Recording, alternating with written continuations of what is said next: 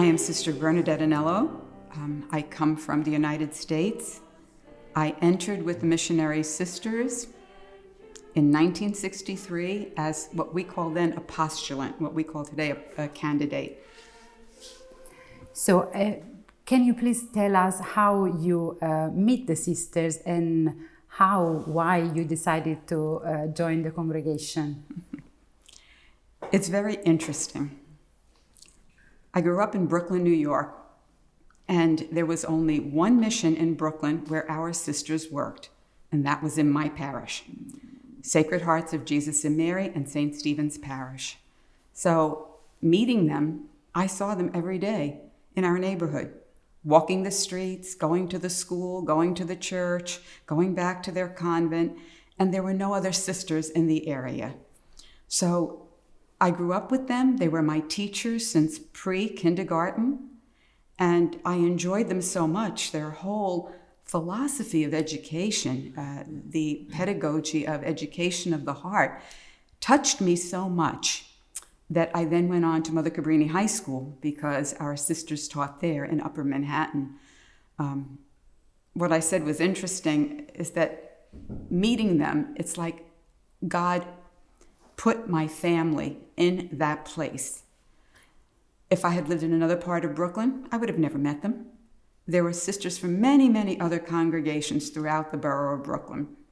And I met them later, but already the MSCs had made an impact on me. And can you please tell us at the end of the day why you said, okay, I want to be a sister, if you don't mind? I looked at these women.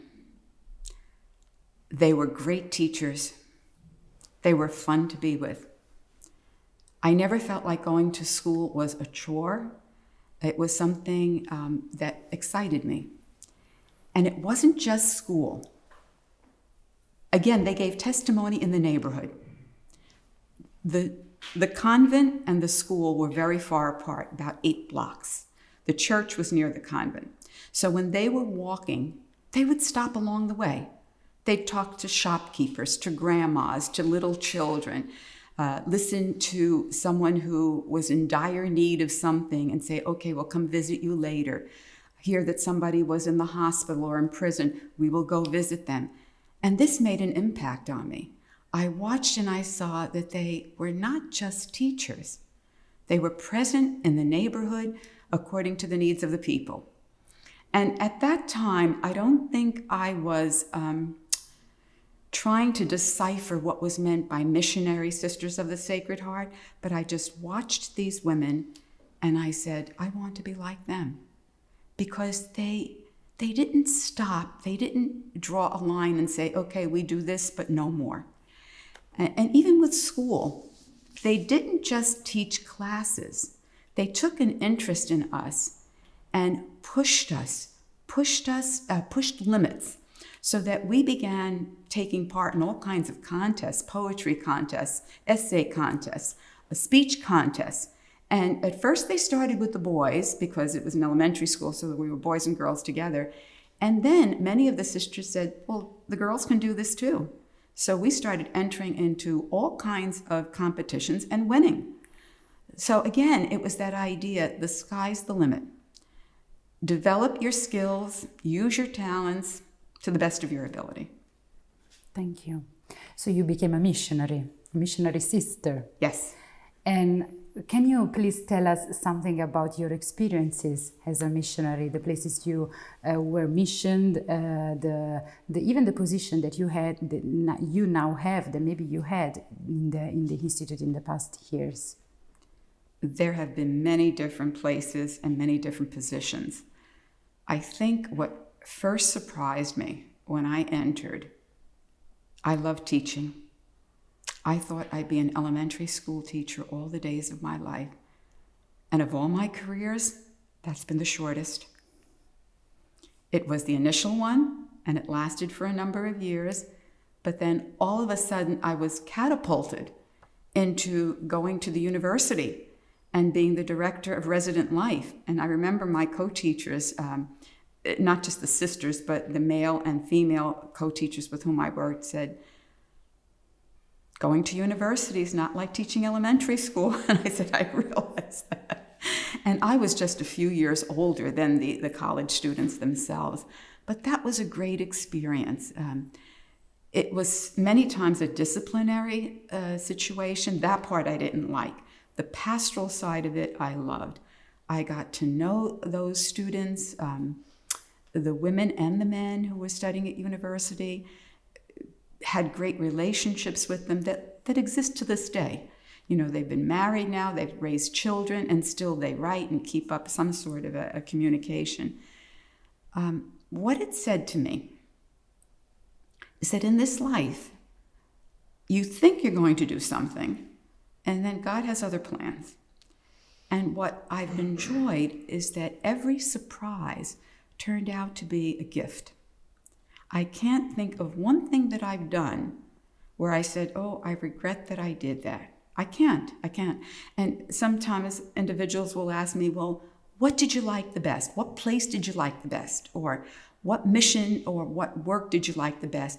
That's too hard for me to answer because I have found a delight in each one of them.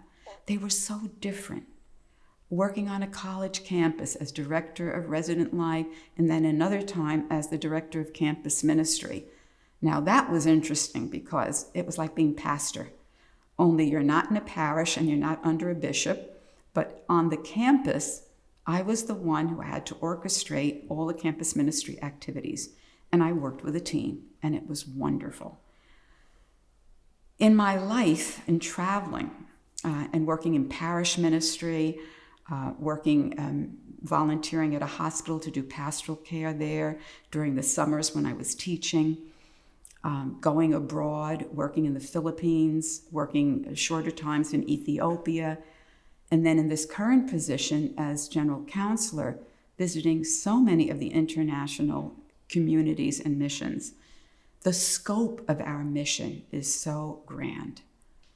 Going to Australia, seeing the mission of the hospital and then all the outreach clinics.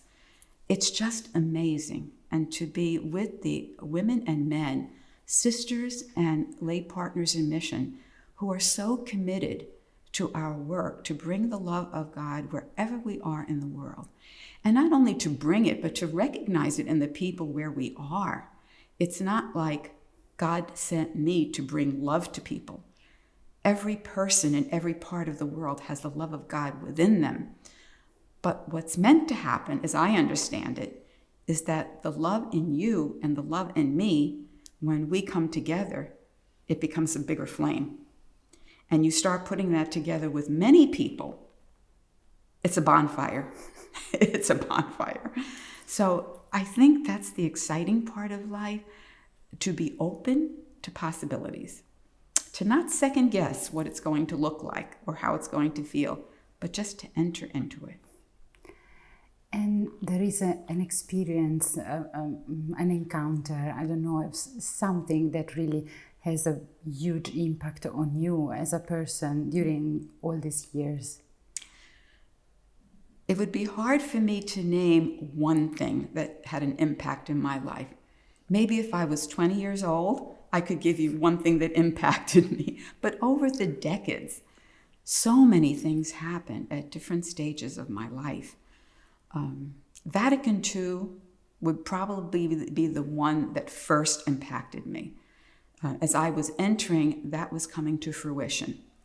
So many of the sisters who came before me will talk about what life was like in community and mission then. Well, my experience of that was this much. The greater part of my life has been the aftermath of Vatican II. So things were constantly changing, constantly. When we stayed more enclosed as a congregation of sisters, which was true at that time for almost all religious congregations, it began to open up. We started doing things with other congregations, and not just congregations of women, but congregations of men. So the breadth and scope of that just kept opening up new possibilities. I remember when I was the National Vocation Director for the Missionary Sisters of the Sacred Heart, and I worked on vocation teams with our own sisters, but then with sisters from other congregations and brothers and priests from other groups. And we started going out as teams. Before Vatican II, that didn't happen very much, practically not at all. Every congregation took care of their own needs separately. But this united effort enabled us to come together with people of like minds and hearts, have fun together, and it never seemed like a burden. I never felt like a lone ranger. I guess that's what I wanted to say. And even when I was National Vocation Director, the first thing I did was start a team. Interestingly, almost every mission I've gone on has involved a team. Campus ministry, it was a team. Director of Resident Life, it was a team. Doing family ministry at Old St. Pat's in Chicago, I formed an advisory board of family members. And for me, what's important is that the people you are serving, their voices need to be heard. And when you're in a position as director, it's kind of easy. Hear what they're saying, assess their needs, and then just make it happen. So many times, like with family ministry, the advisory board would say, "Sister, so what do you think we should be doing?" I said, "No, you're here to tell me. I don't have a husband and children. You do, or you have a wife and children, or your grandparents, and you have generations of children. What is it that they most need at this point here in this mission church?" And then when they started coming up with creative ideas, I said, "Okay, my job is to make sure it happens. That's all. Make sure the pastor understands that this is a priority, and then just do it."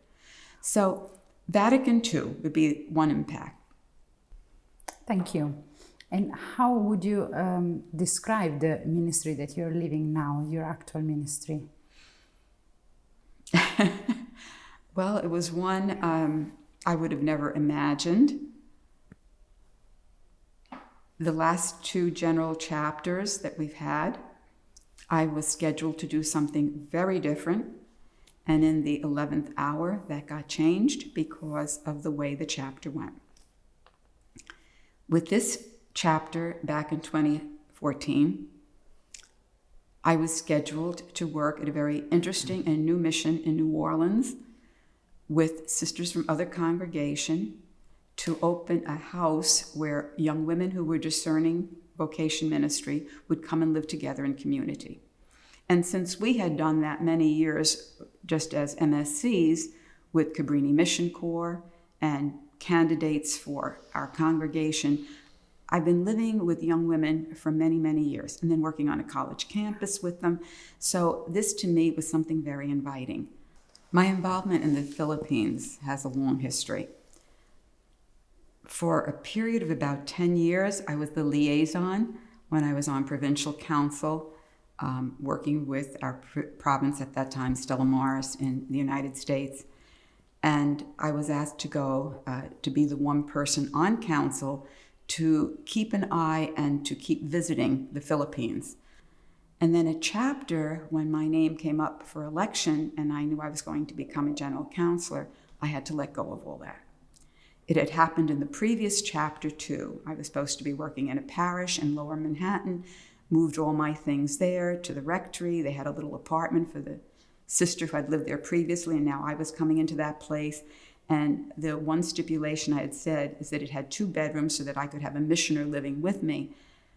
And again, after chapter, I was heading to the Philippines, so had to go collect, not me personally, but have a team come collect all that stuff, take it out. And that's where I've learned, even now, when people say, "Well, what's your next step?" I said, "I don't know. I'm waiting till after chapter. We'll see." To this day, I think what I prize the most is that in the hearts of a Filipino community, you never leave them. They never say goodbye. You're always dwelling in their hearts. So I have Skype meetings with them. They send emails. The young women who lived at Casa Cabrini with us, a number of them have gotten married, have had their first child or their second child, and I get all these news. I get the photos, I get the family pictures, and then sometimes they'll just say, "Can we visit by Skype? I just want to talk with you." because they were so used to having that as part of the mission of Casa Cabrini that I would meet with them pastorally once a month just to hear them out. What were their concerns? What were their difficulties and challenges? What were their joys? And I think what's most interesting, as with all human nature, of all the women who came through Casa Cabrini, just like in school when you're teaching, there's always one child that tends to be more challenging. There was one young woman, extremely intelligent, who was studying chemical engineering. Now, I couldn't have helped her with her courses to save my life. With the English, yes, I could help her with that. But she was so determined to be her own self and needed no help whatsoever. So, how much she got out of her experience at Casa Cabrini, I'm not sure. But she was there for a number of years. Now she has 2 children, a little boy and a little girl. And she has said to me more than once, I lost all those good experiences because I didn't put my heart and my mind into it. Now I realize what was given to us. Tell us more about the relation with the sisters. You lived in community for all this year. How was it? Living in community with the sisters from the time I was a postulant or candidate has been interesting. What has changed dramatically are the number of sisters with whom I live. When I first entered the community, I was living in Philadelphia, and the community numbered about 24. And some of us, 3 of us were postulants, the rest were professed sisters. Then as the years went on, living in different communities, the numbers varied, depending whether I was at the college campus or living in a parish. And because we are so spread out, in many places you didn't need a large number of sisters. What I found pretty early on when we started to have young people living with us and volunteering to be on mission with us, each of the communities were asked if they were open for that. It wasn't imposed on them. And I said from day one, I would always like to be a part of a community that was welcoming lay people to live with us, whether they were as volunteers, Cabrini Mission Corps, candidates looking for a live-in experience, whatever, I would do that. So I would say, again, pretty early on, that was happening. So even community life was sisters and lay people living together. But predominantly, the lay people would be young women who were discerning their future and trying to see if they were called to a missionary lifestyle and what community was like for them. So we, if anything, demystified. Instead of keeping it, like for myself, when I entered, I wouldn't have known what community life was like. I just saw how the sisters interacted with each other in the school setting, but I didn't live in the convent with them. As soon as you have lay people living with you day in and day out and sharing all the responsibilities, they begin to see what normal life in community is. It's like every other group. You have responsibilities, you share, you pray together, you work together. Our ministries many times were varied, so we weren't all working at one ministry site. But the enrichment for me of that is that you come back with varied experiences. So you tell the stories in the evening. Good. The last things. Strengths and needs of the Institute according to you now. I would say that we're missionary from the beginning, that Mother Cabrini had the daring do to follow her dream. You know, we refer to it as Chiquina's dream from when she was a little girl, that she wanted to be a missionary, and her older sister, many people, her teachers just said, it's a nice dream, but impossible. And so she followed the impossible dream. She wouldn't give up on it. And I really am grateful for her pastor who, at a very tender age, said to her, Chiquina, follow what Jesus is saying in your heart. It's like him saying, don't listen to all those other voices. They don't know. You listen clearly to what God is saying and follow that. And she did. She absolutely did. When I said before that, growing up in Brooklyn, if I had lived in another parish, I would have never known the missionary sisters. I am so grateful for that experience. I met other groups of sisters, Dominicans, Franciscans, Sisters of Charity, Religious Sisters of Mercy, on and on and on, and none of them struck me the same way. There was more of a formality when I met with them, and I was older, so I could discern what their gifts were, but none of them touched me the way the missionary sisters did. So we've been able to hold on to that missionary concept. It's one of our strengths, and it speaks of taking risks. We have gone to places and we have done things where other people do not go. Uganda is a perfect example, one of the last missionary endeavors we've taken on. We went to a place there where nobody was, no other group of sisters, and right away, sisters volunteered from all over the world. We had to pick and choose from the number that volunteered. Now that was saying something, because it's not like they didn't like the mission where they were, but they got excited by the adventure of going and doing something new. So that to me is a big hallmark. The needs that we have are more courageous people willing to take the risk. And I say this about our partners in mission as well as our sisters. We need people who are willing to follow that call from God, to hear it clearly and say, I will do this, to have that same daring do that Francesca Cabrini did. Knowing there are going to be obstacles, knowing there are going to be challenges, knowing there are going to be failures. But that's part of the game. It's part of the game plan. She said, I can do all things in him who strengthens me. And she knew beyond a shadow of a doubt that in weakness there is strength, as St. Paul said. And collectively, we know that even more. I've never had to rely on just my own strengths. Never. But collectively, we are strong. Thank you.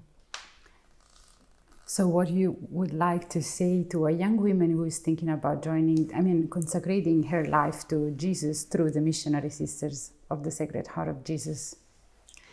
Whether these individuals are very young or not so young, if a woman senses that God is asking more from her life, as I did, I dated, I had steady boyfriends, I loved dancing, I went to all kinds of dances and parties, I went to proms, and I kept saying, but I want something more.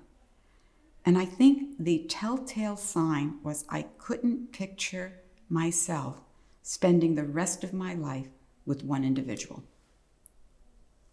Those were the litmus tests for me.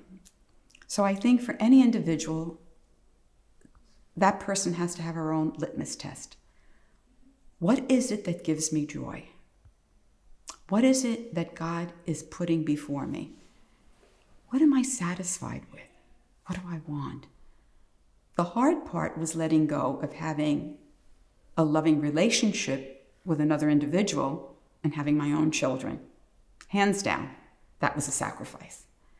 But I think the reward has been, throughout life, I've had many children.